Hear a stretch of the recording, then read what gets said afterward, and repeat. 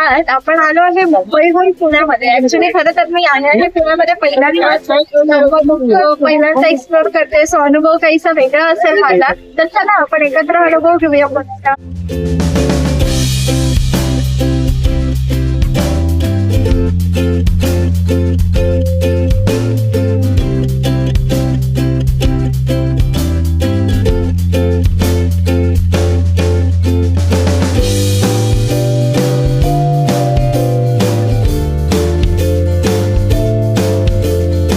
पुण्यामध्ये मी पहिल्यांदाच आले आहे. चिंचवड पर्यंत मी आले होते, पण प्रॉपर पुण्यामध्ये हे माझी पहिलीच वेळ आहे. सो मला इथलं माहिती नाहीये काय फार फारचं, तरी पण जेवढं मला माहिती आहे आणि माझ्यासोबत माझा मित्र पण आलेला आहे, तर त्याच्यासोबत आपण चाललो आहे पुणे एक्सप्लोर करायला. So let's go guys. आपण जातो आहे दगडूशेठचं दर्शन घेण्यासाठी. समोरच दगडूशेठचं मंदिर आहे, सो आपण तिथे जाऊ. तर येथे आपल्याला पाहायला मिळाली आहे मुलींची सगळ्यात पहिली शाळा आणि त्याच्या थेट समोरच आहे दगडूशेठचं मंदिर. आज इथे काहीतरी कार्यक्रम असल्यामुळे खूप सारी गर्दी येथे आपल्याला पाहायला मिळते भाविकांची.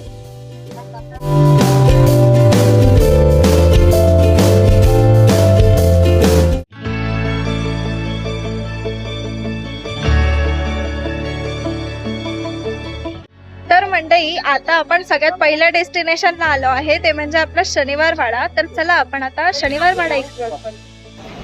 गाईज इथे गर्दी प्रचंड आहे तिकीटसाठी. एंट्री गेट पासून आता आपण सगळ्यात पहिले तर आलेलो आहोत इथे मे बी फाउंटन असावा, पण तिथं खास गोष्ट ही आहे की हे लाकडी काम बघताय तुम्ही, हे किती वर्ष जुनं आहे आणि जुन्या काळातलंच असल्यामुळे ना हे असं म्हणजे पटकन ओळखायला येतं. किंवा दगडांचं स्ट्रक्चर, आता त्या दगडाचं स्ट्रक्चर बघा कशा प्रकारे केलेलं आहे. किंवा मग इथलं ऑलमोस्ट बांधकाम हे सगळं जुन्या काळातलंच दिसत आहे आपल्याला. नमस्कार मित्रांनो, मी आकाश. मी पूर्वीपासून पुण्यातच राहत आलोय आणि माझं गाव ही पुण्याची.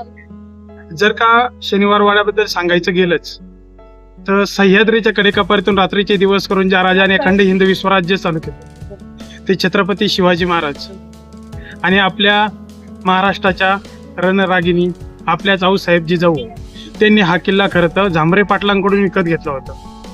झांबरे पाटलांकडून विकत घेतला त्यावेळेस पहिलं तर राजमाता जिजाऊंनी या किल्ल्याचं दगडी बांधकाम केलं. जर का तुम्हाला सगळीकडे दिसत असेल तर हे जे दगडी बांधकाम आहे ते राजमाता जिजाऊंनी त्यांच्या काळात पूर्ण केलंय. नंतर ही कारकीर्द गेली पेशव्यांच्या ताब्यात. नंतर आली तर बाजीराव पेशवे, मग पेशव्यांची वंशावळ चालू झाली.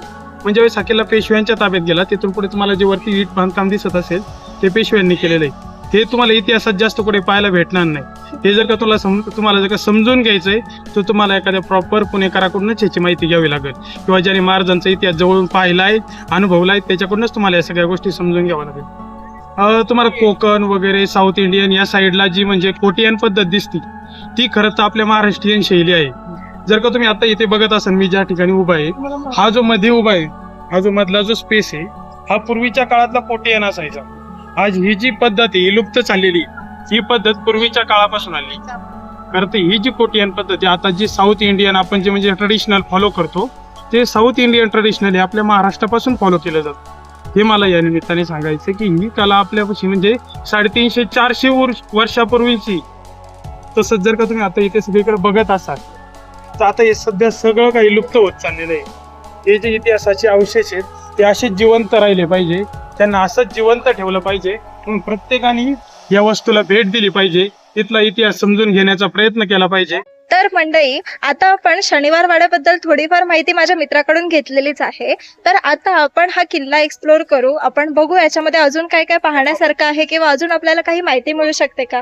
आपल्याला खरं तर ऐतिहासिक माहिती जाणून घ्यायची, हा एकच आपला उद्देश होता या किल्ल्यावरती, या शनिवार वाड्यावरती येण्यासाठी. तर आता आपण इथे काय काय अजून आपल्याला माहिती मिळते, इतिहासाशी आपल्याला अजून एकरूप होता येतं की नाही, तर हेच आपण इथे पाहू. पूर्वीच्या काळातलं एक पिण्याच्या पाण्याचा हौद आणि ह्या हौदापासून पूर्ण ह्या शनिवार वाड्याला पाणी पुरवण्यात यायचं.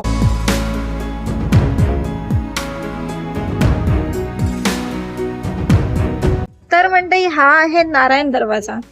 काय रे तू जे म्हणतेस ना आवाज येतात पेशव्यांचे, काका मला वाचवा. अच्छा, मग हा खरंच आवाज येतो असा? नाही, मग असा काही आवाज येत नाही. तर मंडळी येथून ह्या अशा एकदम बारीक अशी वाट आहे आणि ह्या पायऱ्या आपल्याला असं चढत चढत जायचं आहे. पूर्वीच्या काळी खरं तर ज्यावेळेस परकीय आक्रमक आपल्यावरती हल्ला करायचे, त्या हल्ल्यापासून वाचण्यासाठी या अशा छोट्या छोट्या खिडकी तयार केल्या असायच्या.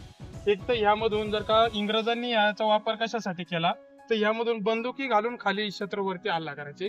तर आपल्या मराठ्यांनी त्याचा वापर यासाठी केला की इथे आपल्या तोफा वगैरे ठेवल्या असायच्या आणि त्या तोफांमधून खाली गोळे मारले जायचे शत्रूवरती.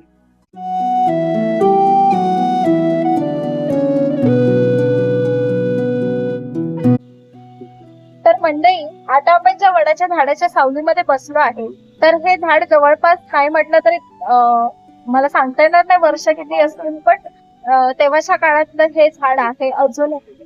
तर सांगायचं तात्पर्य एवढंच की इतिहासाची सावली ही आपल्यावरती अजूनही आहे. म्हणजे आपलं हे किती भाग्य आहे नाही का.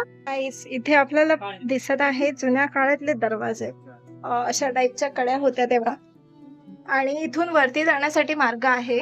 तर आपण आता तेथे चाललो आहे.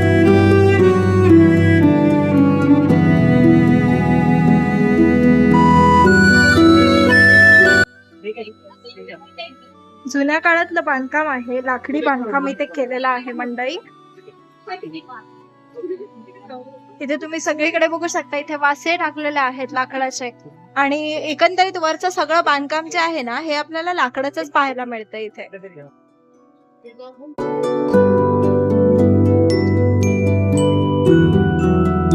आपण बघू शकतो की जुन्या काळातल्या खोल्या इथे आपल्याला दिसत आहे. हा एक जुन्या काळातला लाकडी दरवाजा आहे आणि पुढे एक आहे, हा प्रॉपर राजांच्या काळातला आहे. तर हा बघू शकता तुम्ही, अशा प्रकारे हा किल्ला म्हणजे किल्ल्यावरचा जुन्या प्रकारचा राजांच्या काळातला हा दरवाजा आहे. पण तुम्हाला सगळ्यात नीच असं कृत्य दाखवू का, हे बघा, ह्यांनी आपापली नावं अशा प्रकारे ह्या दरवाजांवरती पण कोरलेली आहेत, आणि हे असं कुठेतरी थांबलं पाहिजे, बस मला एवढं वाटतं. तर आता हा आपण वरचा जो परिसर होता तो आपण बऱ्यापैकी फिरलेलो आहे मंडळी, आणि आता आपल्याला जायचं आहे खाली, जिथून आपण वरती आलो होतो.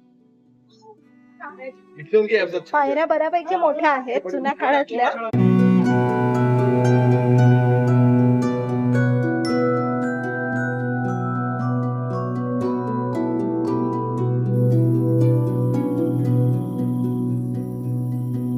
आपल्याला इथे तोफ बघायला मिळालेली आहे.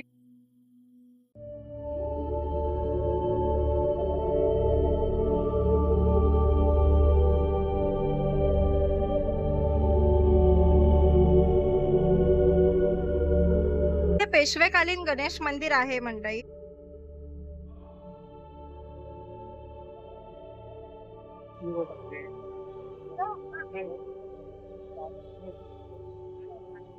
तर आता आपण आलो आहे लाल महालामध्ये. ही पुण्याची जमीन जी आहे ही नापीक म्हटल्यानंतर राजांनी नांगर हातात घेतला होता, तर त्याच्यासाठी हे स्मारक तयार करण्यात आलेलं आहे. म्हणजे ते हे स्मारक दर्शवतं तेव्हाची घटना.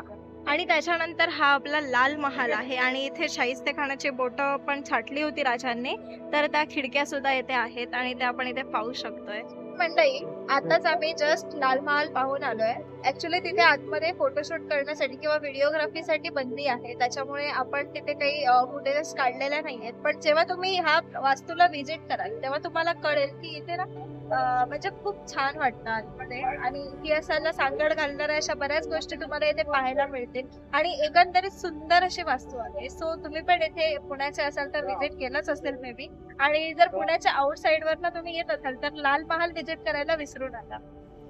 तर आता आपण चाललो आहे, ती समोर जी दिसते आहे महात्मा फुले मंडई, तर तीच मंडई पाहण्यासाठी गाईस.